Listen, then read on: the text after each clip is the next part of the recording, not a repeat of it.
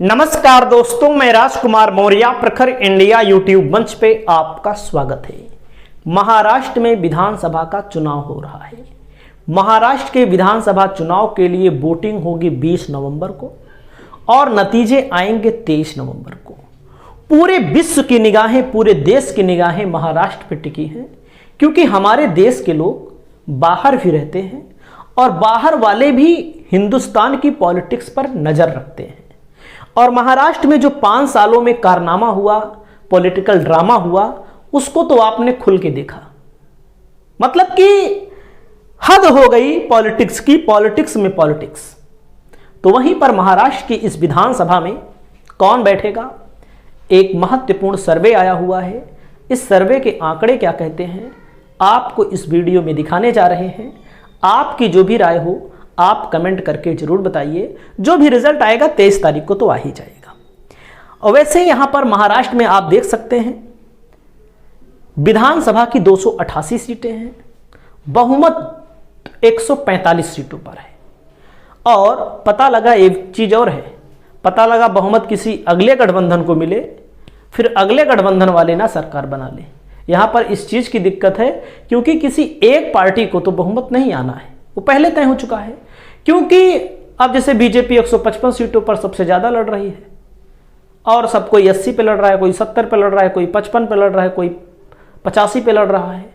तो आप समझिएगा 155 लड़ करके 142 तो जीतना असंभव की बात है, आप सब जानते हैं।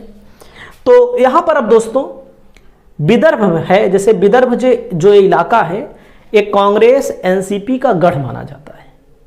एक गढ़ इसलिए माना जाता है कि विदर्भ में लगातार कांग्रेस एनसीपी का गठबंधन मजबूत रहा है, जनाधार मजबूत रहा है। महायुति को 15 से 20 सीटें 62 में मिल रही हैं। महायुति मतलब एनडीए को, मोदी वाले एनडीए को। और वहीं पर यहां पर भी मैंने महायुति लिख दिया है, एक गलती से लिखा गया है। गलती से इसलिए लिखा गया, जब मैं टाइप कर रहा था इसको तो गलती हो गई। यहां एमबीए महाविकास अघाड़ी 40 से 45 सीटों के करीब में जीतता हुआ नजर आ रहा है और लगभग इसी के इर्द गिर्द आंकड़ा भी आएगा। विदर्भ में दोस्तों 62 सीटों में अन्य को भी 1 से 5 सीटें मिल सकती हैं। अन्य की भी भूमिका यहां पर बहुत महत्वपूर्ण है। वहीं पर खानदेश में 47 सीटें हैं। महाविकास अघाड़ी एमबीए को 20 से 25 सीटें यहां मिल रही। कितनी? 20 से 25, 25 सीटें यहां पर मिल रही है। और खानदेश में महायुति को भी 20 से 25 सीटें मिल रही हैं। मतलब बराबरी का मुकाबला यहां पर है। वहीं पर अन्य को भी कितनी सीटें मिल रही? 102 अन्य को भी मिल सकती है, निर्दलीय को भी मिल सकते हैं, अन्य छोटी पार्टियों को भी मिल सकती है। ठाणे कोंकण में 39 सीटें हैं। महाविकास अघाड़ी को 10 से 15 सीटें मिल सकती हैं। ठाणे वही इलाका है जो शिंदे का गढ़ माना जाता है। शिंदे ने उस इलाके में काम किया है ऐसा बताया जाता है और इसी इलाके में शिंदे की स्थिति, मजबूत उपस्थिति भी है। और यहां पर 20 से 25 सीटें, यहां पर मतलब 39 में 20 से 25 शिंदे की पार्टी और बीजेपी को, और महाविकास अघाड़ी को 10 से 15। यहां पर शिंदे की पार्टी मजबूत बताई जा रही है। बाकी अगला नंबर आता है ठाणे कोंकण में 39 सीटों में अदर को 1 से 5 सीटें मिल सकती हैं। अब मुंबई, वही मुंबई जिसे सपनों की नगरी कहा जाता है, जहां पर लोग हीरो हीरोइन बनने जाते हैं, जहां पर लोग कारोबार करने जाते हैं। और लोग कहते ये भी हैं कि जो मुंबई नहीं देखा हिंदुस्तान में, वो जान लीजिए कुछ नहीं देखा। हालांकि मैंने मुंबई अभी देखा नहीं है। आप लोग, तमाम लोग मुंबई देखे हों तो कमेंट करके जरूर बताइएगा। मुंबई में महाविकास अघाड़ी मजबूत स्थिति में है और सबसे ज्यादा शिवसेना वहां पर मजबूत स्थिति में है। शिवसेना की स्थिति पकड़ मजबूत है और कांग्रेस की है, एनसीपी की नहीं है। एनसीपी के ना के बराबर है, क्योंकि एनसीपी ग्रामीण पार्टी मानी जाती है, शिवसेना शहरी पार्टी मानी जाती है वहां पर। तो महाविकास अघाड़ी को 20 से 25 सीटें मिल रही हैं। और मुंबई में 36 सीटों में 10 से 15 शिंदे, बीजेपी, इन लोगों को मिल रही हैं और अजीत दादा को कोई सीट नहीं मिल रही। इनको अजीत दादा लोग कहते हैं। बहुत बड़े आरोप थे इनके ऊपर, लेकिन आप सब जानते होंगे बीजेपी में जाने के बाद चाहे आरोप हो चाहे प्रत्यारोप हो, कुछ भी हो, सब माफ, कोनो दिक्कत नहीं। बहुत सारे लोग बहुत बड़े बड़े आरोप लगाते हैं, दूसरी पार्टियों में रहते हैं, लेकिन भाजपा में जाओगे तो कोई दिक्कत नहीं। मुंबई में अदर को भी 0 से 1 सीटें मिलने की संभावनाएं हैं। पश्चिम महाराष्ट्र में 58 सीटें हैं, महाविकास अघाड़ी को 30 से 35 सीटें मिल सकती हैं। आप देख सकते हैं महाविकास अघाड़ी पश्चिम महाराष्ट्र में मजबूत है। और मुंबई आ गया भाई, ये वही होगा, मुंबई 2 बार आ गया इसमें। महाविकास अघाड़ी को 30 से 35 सीटें मिल सकती हैं और 58 सीटों में महायुति को 20 से 25 सीटें मिल सकती हैं। तो आप यहां पर देख सकते हैं पश्चिम महाराष्ट्र में अदर को भी 1 से 5 सीटें यहां पर मिल रही हैं। मराठवाड़ा में 46 सीटें हैं, 46 सीटों में 25 से 30 सीटें यहां पर महाविकास अघाड़ी को मिल रही हैं। और मराठवाड़ा में 46 सीटें हैं और मराठवाड़ा में महायुति को 15 से 20 सीटें मिल रही हैं।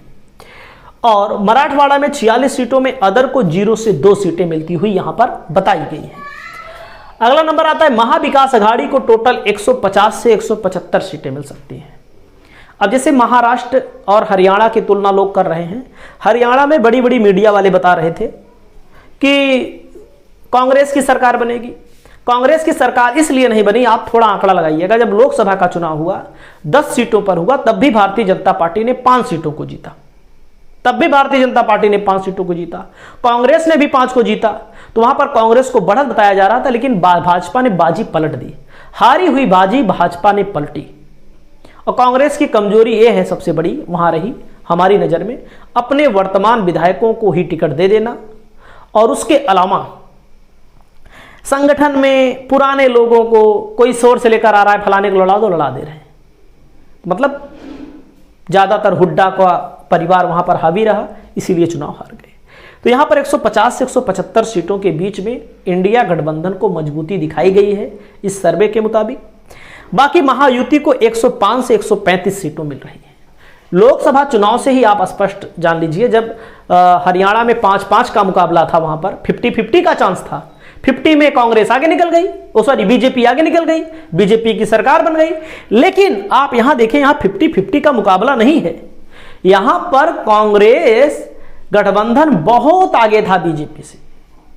बहुत आगे का मतलब बीजेपी गठबंधन 17 सीटों पर, महाविकास अघाड़ी 31 सीटों पर, 30 सीटों पर आगे था कि नहीं था भाई? 17-17 होते तो बात अलग होती।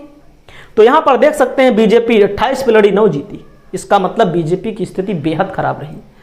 15 पर लड़ी, 7 जीते शिंदे, इनकी स्थिति ठीक ठाक मैं कहूंगा। 4 पर लड़े, ये भी बर्बाद, मतलब खराब रहे।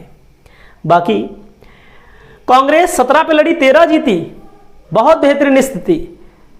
उद्धव ठाकरे 21 पे लड़े, 9 जीते, मध्यम स्थिति। और वेरी गुड स्थिति रही शरद पवार की। तो ये चुनाव है, चुनाव में कुछ भी संभव है, कुछ भी असंभव है। आपकी जो भी राय हो, आप अपनी राय को बताइएगा। इस वीडियो को यहीं पर समाप्त करते हैं। नमस्कार।